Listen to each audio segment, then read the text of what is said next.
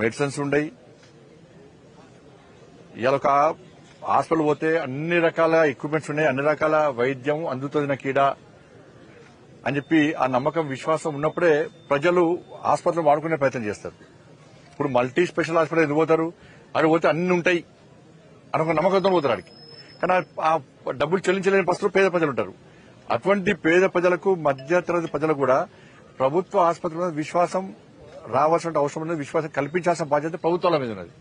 కానీ దురదృష్టవశాత్తు ఎక్కడ కూడా కనీస సౌకర్యాలు, కనీస ఎక్విప్మెంట్స్ లేకపోవడం వలన ప్రజలు ప్రభుత్వ వైద్యం చేయించుకోలేక, ప్రభుత్వ వైద్యంలో దానిలో భరోసా లేక, విశ్వాసం లేక ప్రైవేట్ వైద్యం చేయించుకోలేక వాళ్ళు అనేక రోగాలతో ఇబ్బంది పడుతున్న పరిస్థితులు మనం చూస్తా ఉన్నాం. మనం దాన్ని దృష్టిలో ఉంచుకునే గతంలో ఈ కరీంనగర్ పార్లమెంట్ సంబంధించి ఒక రివ్యూ చేస్తాం. మేము రివ్యూ చేసి హాస్పిటల్ నడవాలంటే హాస్పిటల్కి వచ్చిన పేషెంట్ బయటికి పోవద్దు అనుకుంటే ఏం చేయాలని చెప్పి ఆలోచించినప్పుడు ఆ సంబంధిత సూపరింటెండెంట్స్ అందరూ కూడా వాళ్ళ కావాల్సిన ఎక్విప్మెంట్స్ లిస్టు మనకి ఇవ్వడం జరిగింది. చాలా కాస్ట్లీ ఎక్విప్మెంట్స్ అవి. దానికి సంబంధించి నేను గతంలో కూడా నా బర్త్డే సందర్భంగా 4 కోట్ల రూపాయలను మనం హాస్పిటల్స్కి ఇస్తాం. మనం బెడ్స్ కానీ, అంబులెన్స్ కానీ, ఐసీయూ వెంటిలేటర్స్ కానీ ఇట్లా అనేక రకాల ఎక్విప్మెంట్స్ మనం ఇచ్చినాం. మనం ఈసారి కూడా విద్యకు సంబంధించి సైకిల్స్ ఇచ్చినాం. మనం విద్యార్థులకు యొక్క ఎగ్జామ్ ఫీజు కట్టినాం. అనేక స్కూల్స్లో వాటర్ ప్లాంట్స్ కట్టించినాం, టాయిలెట్స్ కట్టించినాం, బెంచ్లు ఇచ్చినాం, ల్యాబ్ మన కంప్యూటర్స్ ఇచ్చినాము, ల్యాప్టాప్స్ ఇచ్చినాము. ఇట్లా అనేక రకాల సదుపాయాలు విద్యాపరంగా మనం కల్పిస్తున్నాం. కానీ వైద్యపరంగా కూడా మనం కల్పించాల ఉద్దేశంతో మనం ఈసారి వేములవాడ మొన్ననే ప్రారంభోత్సవం చేస్తాం. వేములవాడ, హుజరాబాద్, జమ్మికుంట, ఉస్నాబాద్ ఈ సంబంధించి మనం దాదాపు 5 కోట్లకు పైగా నిధులతోని, సిఎస్ఆర్ నిధులతోని, ఎన్ఎండిసి వారి యొక్క సహకారంతో వారి కోరిన వెంటనే నిధులు ఇవ్వడము, ఇవాళ కరీంనగర్ పార్లమెంట్ నియోజకవర్గానికి నిధులు ఇవ్వడం చాలా సంతోషం. వారు కూడా కరీంనగర్ పార్లమెంట్ నియోజకవర్గ తరఫున ఎన్ఎండిసి వారికి కూడా ప్రత్యేకంగా కృతజ్ఞత తెలియజేస్తున్నాం. ఇలా జమ్మికుంటకు సంబంధించి దాదాపు ₹1 కోటి విలువ చేసిన equipments, ECG machine, ultrasound scanning machine, autoclave operation theatre కోసం పెద్దది అది, డయాథెరపీ మిషన్, దాంతోపాటు అనస్థీషియా మిషన్, ఎమర్జెన్సీ రికవరీ సంబంధించి మిషన్, దాంతోపాటు సిరంజి పంపు, ఇట్లా ఇవన్నీ కూడా ఇవ్వడం జరిగింది. దాని తర్వాత ఇంత పోస్ట్ మార్టం రూమ్ కూడా చాలా శిథిలావస్థ ఉన్నది, దాన్ని ఒక రిపేర్ చేయించాలని చెప్పన్నారు.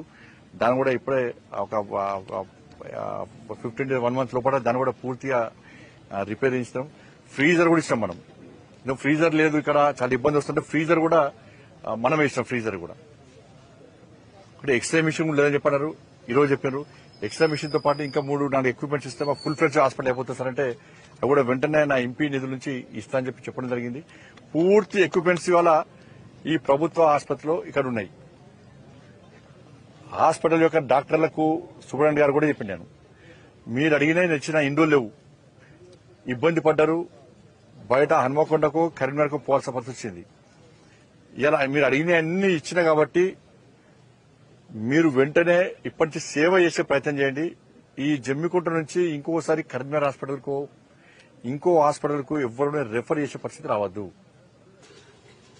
ఏదైనా మిషన్ మీరు వాడుకోకుండా వేరే కాడ రెఫర్ చేస్తే ఆ మిషన్ వాపస్ తీసుకుపోతా. వేములవాడ అంబులెన్స్ సిస్టమ్ వాడుకోలే, వాపస్ తీసుకొచ్చుకున్నా. కరీంనగర్ హాస్పిటల్కు ఐసీయూ ఫెసిలిటీస్ దాదాపు 60 లక్షల విలువ చేసి అంబులెన్స్ ఇచ్చిన నేను. అంబులెన్స్ అంటే మా కుయ్యి అని కూడా వచ్చి పేషెంట్ వేసుకోవడం కాదు, ఆ పేషెంట్ ప్రాణాలు కాపాడాలన్న ఆలోచన కాబట్టి 60 లక్షలు విలువ చేసే ఐసీయూ అంబులెన్స్ నన్ను కరీంనగర్కి ఇస్తే చాలా రోజులు వాడుకోలే. దాన్ని మోడీ గారి ఫోటో ఉంటుందని చెప్పి వాడుకోలే. ఎవరు ఫోటో ఉంటుంది? దాన్ని వాపస్ తీసుకోవద్దని మళ్ళీ వాడుకుంటున్నారు. ఇప్పుడు దాన్ని సిమెంట్ బస్తాలు, ఇసుక బస్తాలు వేసారు దానిలో. కాబట్టి వాళ్ళ అధికారులు కూడా నేను రిక్వెస్ట్ చేయడం జరిగింది, సేవ చేసే దృక్పథంతో సేవ చేసే ప్రయత్నం చేయండి. పేద ప్రజలు మిమ్మల్ని నమ్ముకొని వస్తారు, చాలా బాగా చేస్తున్నారు. వాళ్ళకి ఏం లేవంటే ఏం చేయలేకపోయారు వాళ్ళు. ఇప్పుడు అన్ని ఇష్టం కాబట్టి మీరు బయటికి పంపే పేషెంట్, ఏ పేషెంట్ కూడా ఈ హాస్పిటల్కి వస్తే ధైర్యంగా ట్రీట్మెంట్ చేసుకుని ఆరోగ్యవంతంగా బయటకు వెళ్లేటువంటి భరోసా, విశ్వాసం ప్రజల లోపల కల్పించాలి. అటువంటి వాతావరణం నిర్మాణం చేయాలని చెప్పి వారు కూడా ఇప్పుడు రివ్యూ చేసి రిక్వెస్ట్ చేయడం జరిగింది.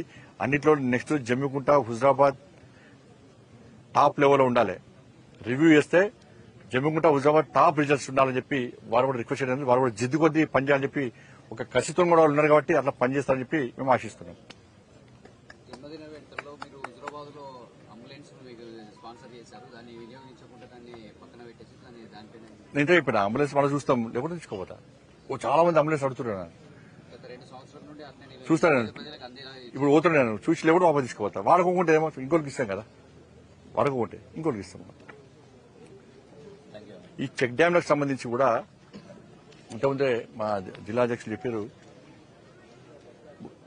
చెక్ డ్యాంలు అంతకుముందు ఒక గుత్త పట్టిరు తెలంగాణ మొత్తం. బీఆర్ఎస్ గవర్నమెంట్ లో గుత్త కాంట్రాక్టరీగా రైతుల కోసం కాదు, ప్రజల కోసం కాదు, మొత్తము ఏకదా గుత్త పెట్టింది. ఏంటంటే కరీంనగర్ జిల్లాలో, ఉమ్మడి జిల్లాలో గిన్ని చెక్ డ్యాంలు కట్టాలి, గిన్ని పైసలు, కమిషన్ గింత, మీకు గింత, బిల్ పేమెంట్స్ ఫుల్ క్లియర్. సర్పంచ్లు ఊళ్ళో రోడ్ వేసిన సర్పంచ్ పైసలు రాలే, కమ్యూనిటీ గంటల సర్పంచ్ పైసలు రాలే, ఆత్మహత్య చేసుకుంటున్నారు. కానీ ఎవరైనా తెలంగాణ రాష్ట్రంలో గత ప్రభుత్వం కానీ ఈ ప్రభుత్వం వచ్చినాక బడా కాంట్రాక్టర్లు ఎవ్వాలన్నా మీకైనా ఫోన్ చేసి మాకు బిల్ రాలే అని చెప్పిరా. ఇప్పుడు అదే నడుస్తుంది. ఇప్పుడు ఏంటంటే సరే చెక్ డ్యామ్ ఇష్యూ వేరు. ఏ నడుస్తుంది తెలంగాణ రాష్ట్రంలో అంటే బీఆర్ఎస్ లో కావాల్సింది పోస్టింగ్స్, కాంగ్రెస్ లో కావాల్సింది పైసలు. బీఆర్ఎస్ లో కావాల్సింది పోస్టింగ్స్, కాంగ్రెస్ లో కావాల్సింది పైసలు. కాబట్టి గవే కావాలి అధికారులు ఉంటారు. ఇప్పుడు ఇక పైసలు ఇస్తున్నారు, కాంగ్రెస్ పార్టీ నాయకులు కలిసి పైసలు ఇస్తున్నారు, 7 అంటారా పోస్టింగ్స్. వాళ్ళ గతంలో బీఆర్ఎస్ పార్టీ అవినీతి అక్రమాల్లో భాగస్వామ్యమైన వీళ్ళు. ఇప్పుడు చెక్ డ్యాంల పరిస్థితి కదే. ఇప్పుడు క్వాలిటీ లేకుండా పనిచేసారు.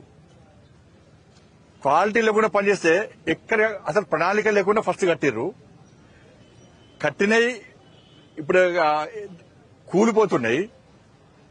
కూలిపోయిన వాడికి బిల్స్ కూడా ఇచ్చేసారు. ఇప్పుడు ఎవరికి యాక్షన్ తీసుకుంటారు? చర్య ఎవరు తీసుకోవాలి? మళ్ళీ ఆ కాంట్రాక్టర్ పోతుంది, మళ్ళా ఆ కాంట్రాక్టర్కి మళ్ళీ పనులు వస్తాయి. ఇప్పుడు గాలే కాంట్రాక్టర్లు, వాళ్లే అధికారులు, వాళ్ళనే కాంగ్రెస్ పార్టీ ప్రభుత్వం